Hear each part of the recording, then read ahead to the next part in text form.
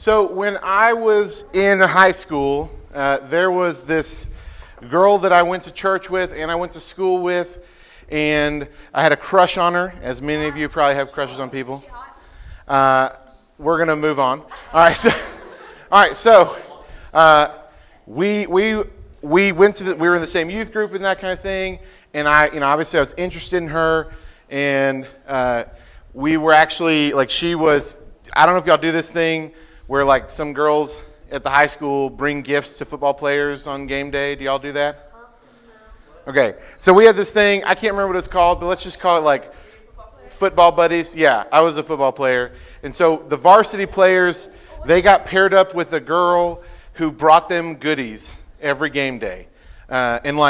So she wasn't my football girl, but I had her dance team shirt. And I wore that on Wednesdays, or I don't know what day it was. But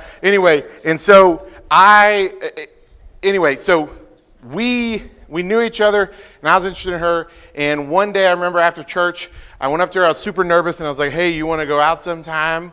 Whatever. And she was like, sure. I probably was. I definitely was shaking. And she's like, sure, we can do that. And then rookie mistake, if you're ever going to ask a girl on a date, make sure you plan a date.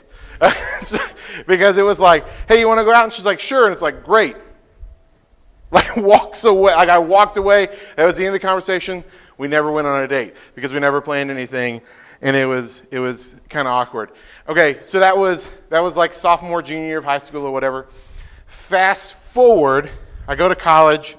I get out of college, graduate, and I'm back in the Austin area. I'm working at a church in Georgetown, and she, I've been there I've been out of college for a year, and then she just graduated, and she moved back to the Austin area, and then I texted her, and I was like, hey, we should get together sometime, go get some coffee, and she was like, sure, and so we go and get coffee, and it was very awkward. It was incredibly awkward because it was one of those things where I think she was wondering is this a date? Did I just get asked on a date? And I'm like, it's not a date. We're just getting coffee. But I'm in my mind, I'm this is I would love for this to be a date. And so we're having coffee. It was so awkward though. It was very clear. We really didn't have a lot of chemistry or anything in common, that kind of thing. And so then I would we left. It was it was fine. It was just awkward. And then I would text her and call her, hey, do you want to go out? Do you want to actually go on a date, this kind of thing? And she was like, oh, I'm busy that day. And I'm like, okay. And then I'd be like, hey, what about this weekend? She's like, no, I'm busy. I can't. Let me just, guys, another thing, or girls, both of you. If someone keeps saying they're busy, that means no, okay? So they're not interested. Because if they were interested, they'd be they would offer up another time to do it, okay? And so she was like, no. And then I did it a third time. She was like, listen, I'm not interested. She had to spell it out for me. And I remember this was over the phone. And in that moment, I got mad, y'all. I was so upset. I was like, what? Because I was rejected, and I was into her, and she wasn't into me. It was this moment of how could what, And I remember getting upset with her, and I look back on it now and I think about it and I cringe. I'm oh, that was so cringeworthy of a moment where I was freaking out because she said no, and it was whoa, I can't believe. Which was not a good look. For her, she's yeah, I'm glad I said no. And so it was just an awkward moment, and it was a moment where I felt rejected, and it kind of lingered for a day or two. One of those things of I can't believe that I was rejected, and it kind of had me down. I'm man, this is ridiculous. All this kind of stuff, and that's really where we want to be, and that's what's this whole thing about rejection, right? That sometimes when we get rejected, and we talked about breakups last week, and that breakups don't have to break you. And this is kind of the idea of, okay, you've either been broken up with or you've been rejected. That person said they're not interested, whatever it is. And now you are living in that moment of am I going to let this rejection consume all of my thoughts? Because if you've ever been there, and you don't have to raise your hand, you don't have to say yes, you don't have to agree, but if you've ever been rejected or you've been broken up with, and it becomes this thing that you're thinking of, and it really wears on you, and being obsessed with this idea of like I thought this person, I really wanted to be with this person, I wanted to date this person, and now your whole mindset has been just ruined because of this interaction.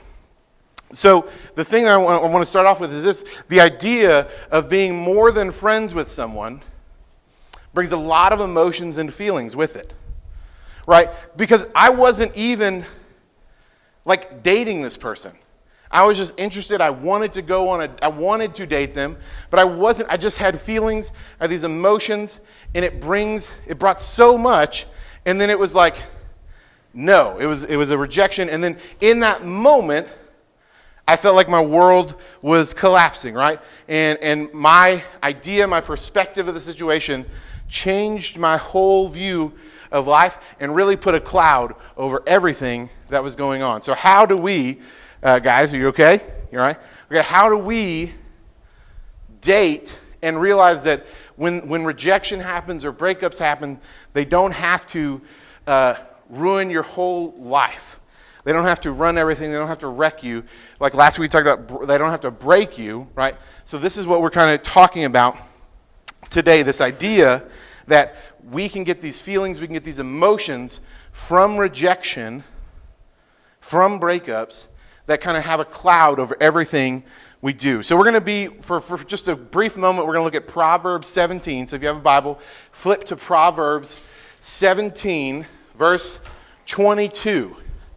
Now Proverbs, we talk about Proverbs a lot in this series. This is wisdom scripture. These are words of wisdom written by Solomon, who was a king of Israel, and he was very wise. He was actually blessed by God to have abundant wisdom, and he wrote Proverbs, and it's still some of the best wisdom you can find today, and it's right in God's word. And here's what it says, Proverbs 17, verse 22. You can look up on the screen, you can flip there in your Bible, you can flip on your phone.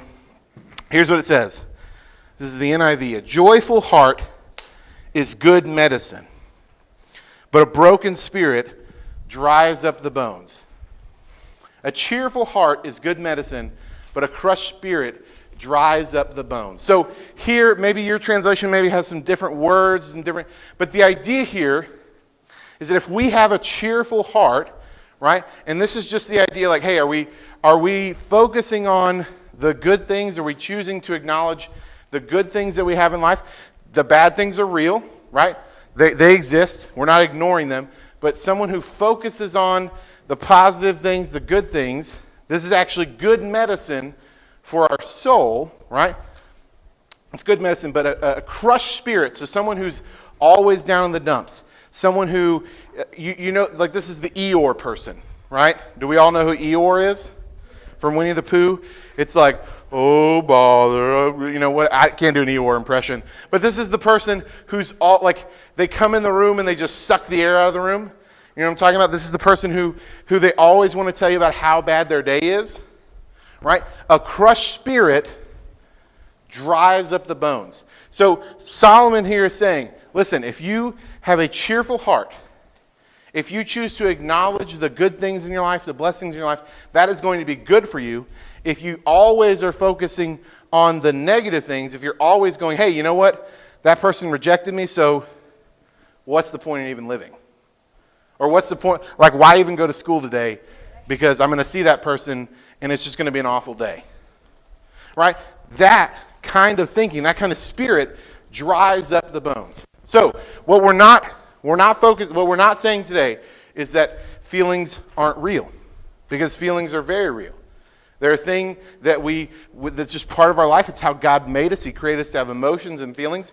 But what we're talking about is, what do we do with those emotions and feelings? Do we acknowledge them, but we don't let those emotions and feelings control and dictate our life and everything in it. Okay? So when we get rejected, the world does not have to end because of that. It doesn't have to ruin your week when you go to a coffee date and that person like says they don't want to be with you, and then you throw a fit, right? That doesn't have to happen, okay? So a cheerful heart is good medicine, but a crushed spirit dries up the bones. So another way to kind of think about this is how you feel on the inside never stays on the inside, okay? How you feel, we can put that on the next slide there. How you feel on the inside never stays on the inside. What this means is those feelings and those emotions that you choose to kind of, hey, I'm going to embrace those. I'm going to let those fester. I'm not going to work through them. I'm not going to deal with them. I'm just going to let that keep happening. If that's happening on the inside of you, it's eventually going to come out of you and dictate your life. So just because you feel them on the inside, like when you feel those things on the inside, if you let them stay there, if you let that continue to happen, you focus on those things, it's going to come out of you on the outside. So how does this, so this is we're talking about dating, this is big. Your dating life or the lack of your dating life is affecting the way you feel about everything, right? Some of us feel this way. Maybe you go, hey, maybe you're that kind of person, you're like, this series, like, I don't even care about dating. It's not a big deal. I don't even want to date. I haven't dated. Maybe you're probably in the minority, okay? You're probably in the minority, at least in high school. Because the reality is, many of us, I know I did this when I was in high school, and I did not date very much in high school, right? Like I couldn't even get that date. It's like it said yes, but couldn't organize, right? So, but here's the deal: I wanted to date. People want to date, but your dating life is affecting how you feel about everything. This is something that many of us let happen, right? We're letting the things that happen or don't happen in our dating life change how we feel about everything. And this is really can be a crushing, bone-crushing, dried-up bones kind of experience, like the Scripture talks about. And so, what do we do about this? How do we work through this? How do we figure this out? We're going to be in Philippians 4, so you can flip there. Philippians 4, that's in the New Testament. Philippians 4:4. This is written by Paul. Again, Paul wrote much of the New Testament, and he is writing. He writes to people in different churches and things like that. And here, this is what he says to believers in Philippi. He says these words, very, very straightforward sentence. He says this: rejoice in the Lord always. Again, I will say it again. Right? Again, I will say it again. Rejoice. Rejoice in the Lord always. I will say it again. Rejoice. So Paul is saying, listen, always rejoice. Always rejoice. And you might be saying, listen, I don't feel like there's always a reason to rejoice. I don't feel like I should always rejoice. It's hard to do that. How do you even always rejoice when bad things happen in our world, right? And like just this week, there's many people all over the world are very concerned about, well, Russia's invading Ukraine.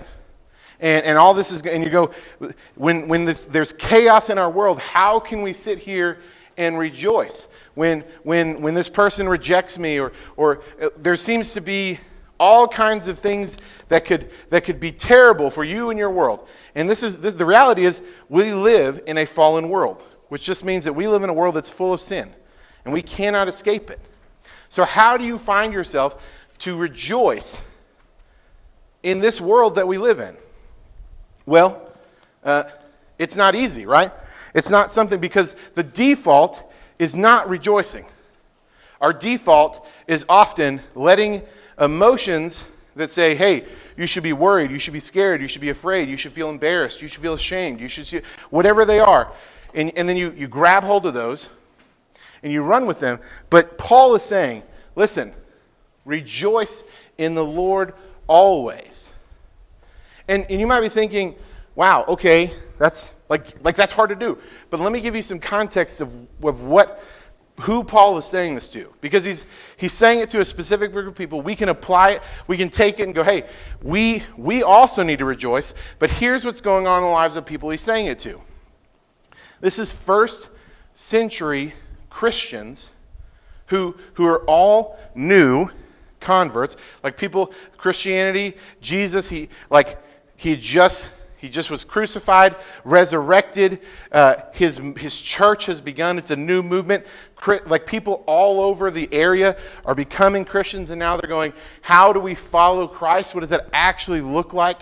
They call it the way. How do I follow the way, which is, following Jesus? And Paul says, one of the commands he says is rejoice. Rejoice. And in this context, people were getting persecuted, literally killed, for believing in Jesus, for saying that he is their Lord. And so in this time period, people are getting killed for their faith, and we in America, that's not really the thing that's going to happen to us. Right? We're not going to face that kind of... Maybe people make fun of you. Maybe people don't want to... they go, hey, I don't want to be your friend anymore because you care. You talk so much about Jesus. Whatever. But the people back then were going through so much more than we are now. And Paul, in that, can say rejoice. Now, if they can do it, and I'm not trying to necessarily compare and say our lives are like theirs, but like first century Christians versus 21st century Christians in America, very different. But here's what we want to see. It's still true that we need to rejoice in the Lord always. Now, Paul gives some kind of some instructions on how to do this over the next few verses, and it basically all revolves around Christ and basically seeing him as Lord. But in verse 8, so you can scroll down, move your finger down, whatever, go to verse 8, and this is what he says. This is how you can rejoice always. Here's some instructions on what that actually looks like. It says this: finally, brothers and sisters, whatever is true, whatever is honorable, whatever is right, whatever is pure, whatever is lovely, whatever is commendable, if there is any excellence and anything worthy of praise, think about these things. So Paul is saying, how do you rejoice always? How do you have this mindset?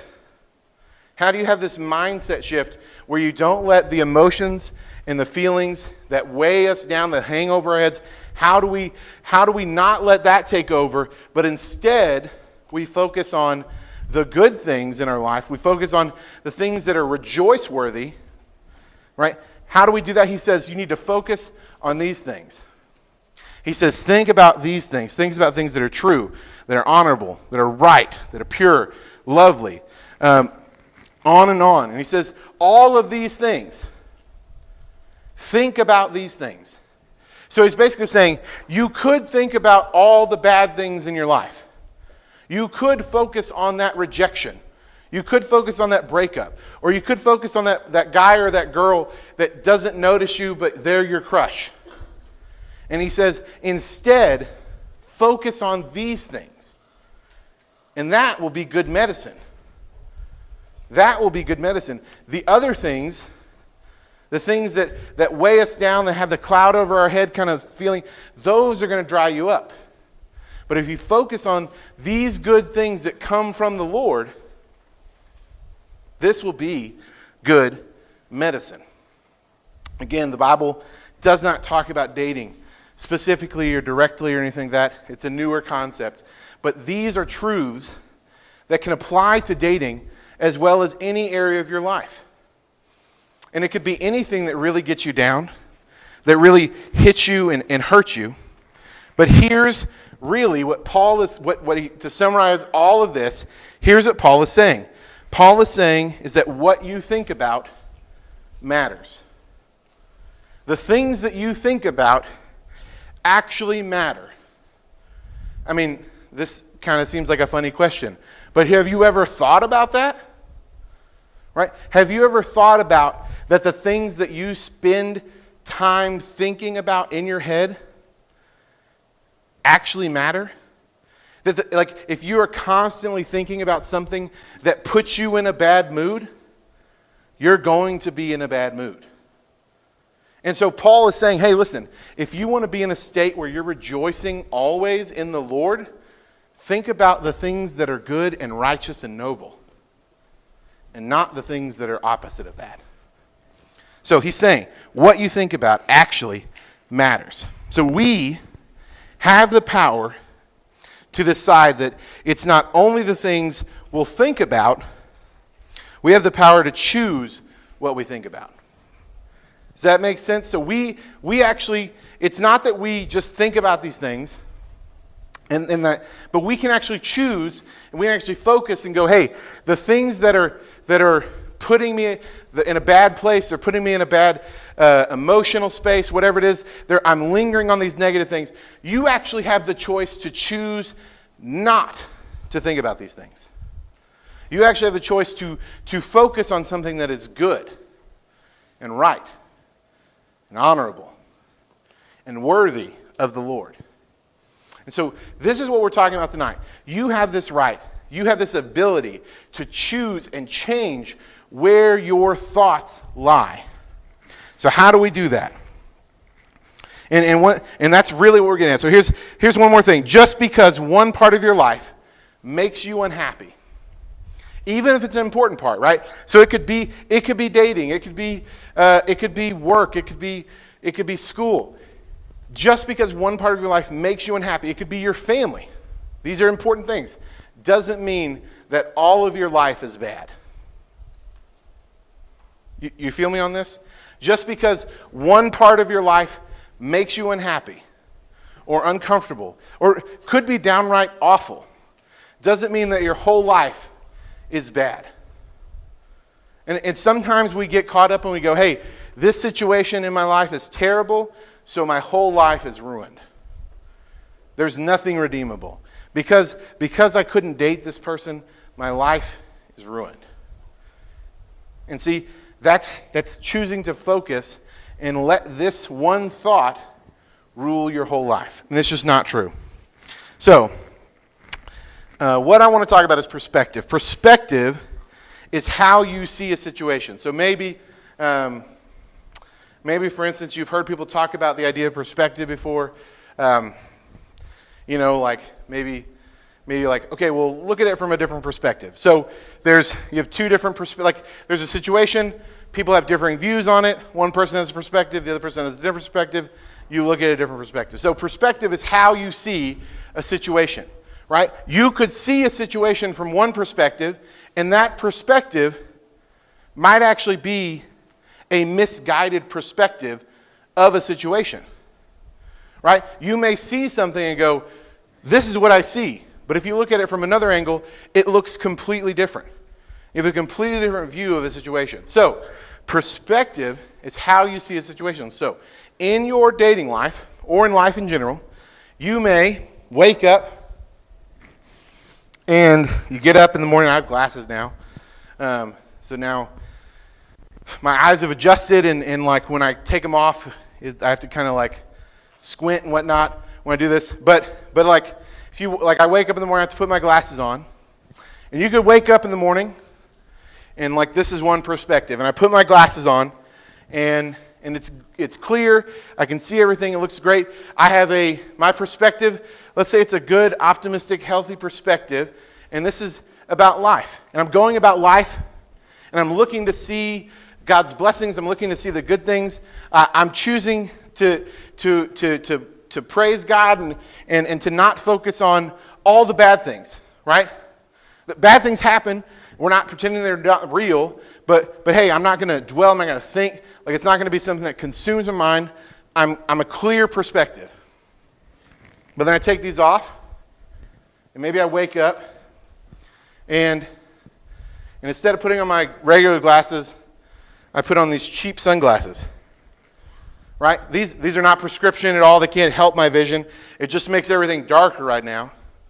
And now I wake up and I put these on and I pretend, or I'm not pretending, right? I wake up and I'm choosing to focus on all the things that are wrong in my life. It's like, man, like I really blew that test the other day. Or I really wish that I was getting more playing time on my team. Or I really hate that my parents make all these rules that I don't like to follow, or I think they're unfair, or whatever, or like I went to ask that person out, and they rejected me, or like that person doesn't even acknowledge I exist, but I really want to be with them, or like I'm in a relationship, but it's not really fulfilling me the way I thought it would. There must be something wrong with them. There must be something wrong with me. And it's these perspective changes. What our perspective is changes how we actually live our life. Because what our perspective is how we're going to start thinking and how we're going to start living, and it's going to change how we live our life. So, the truth is that perspective is how you see a situation. But you can actually choose your perspective. I could pick which glasses I put on in the morning. I could choose to have the clear eye perspective, or I could put on the dark sunglasses. And in the perspective, the situation doesn't control you. You control your perspective. So here's our bottom line tonight. This is about dating. This is what we're talking about. Here's what I want us to see. That you pick your perspective. When it comes to dating, when it comes to life, when it comes to all these emotions and feelings, and maybe you just you're like, hey, this cloud's all these negative things, you pick your perspective. What you think about, how you think about things, actually influences what happens on the outside, but you can pick how you think about things. You can pick to focus on and have the perspective of what is righteous and holy and good versus focusing on the negative and the bad and evil things. You pick your perspective. So maybe you came in here tonight and you had a dark, negative perspective. Your emotions have overcome and you're really feeling it. And things are heavy for you. You need to pick a new perspective.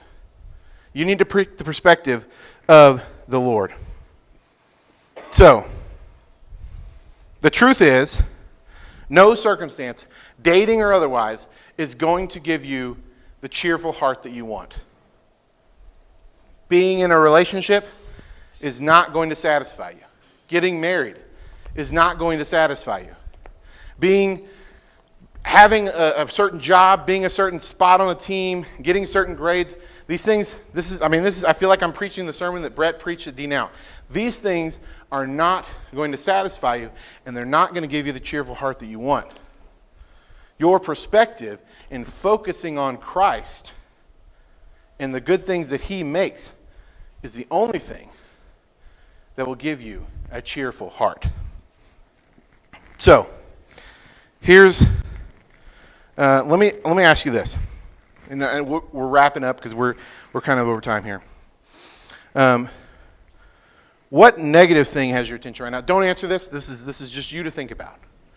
What negative thing, what negative emotion, feeling, whatever, has your attention right now? What is it? What's that thing that has your attention?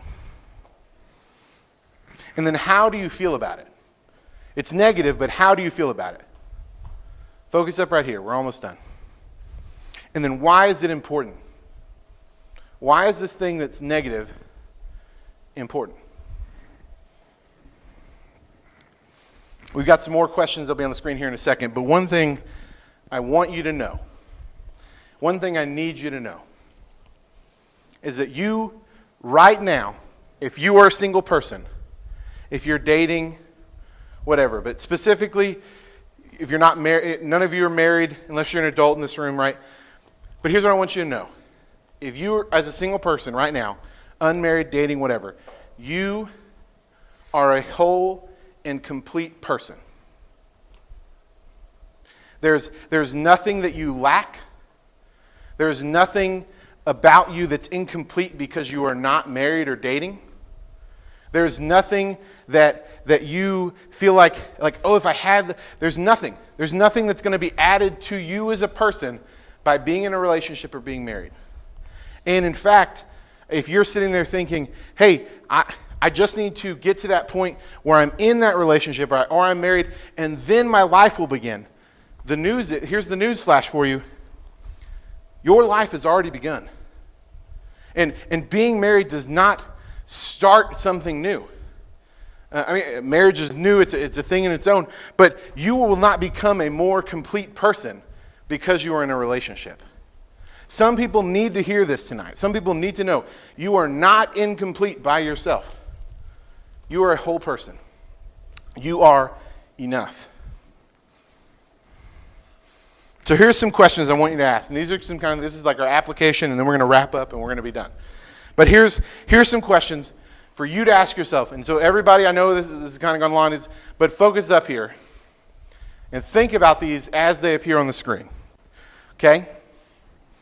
Are we good? Thumbs up? Yes? Half of you? Okay, here it is. What is one thing going really well in your life right now? What is one thing going really well in your life right now? I asked a few questions earlier about what negative thing has your attention.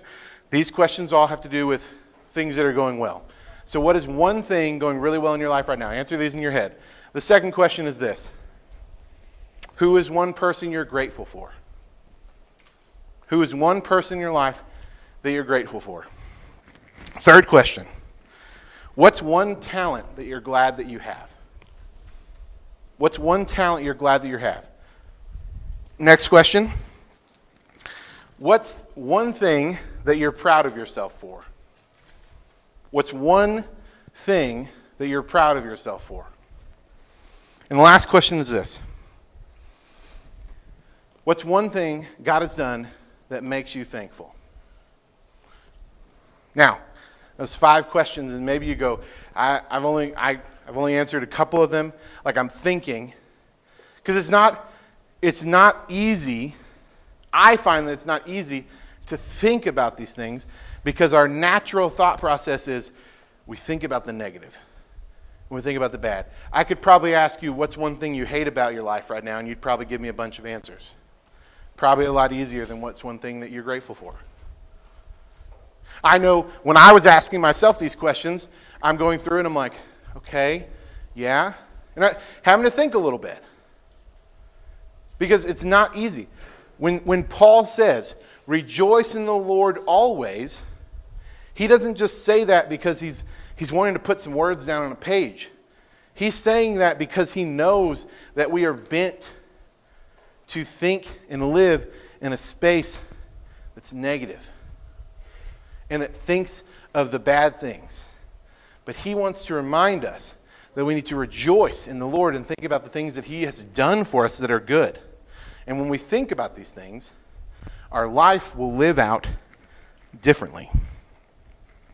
And the truth is, when it comes to this and the way you think and picking your perspective, the truth is you have more power than you think.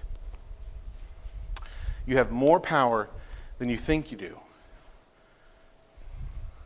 Because you can pick your perspective. You can choose what you dwell on. Let's pray.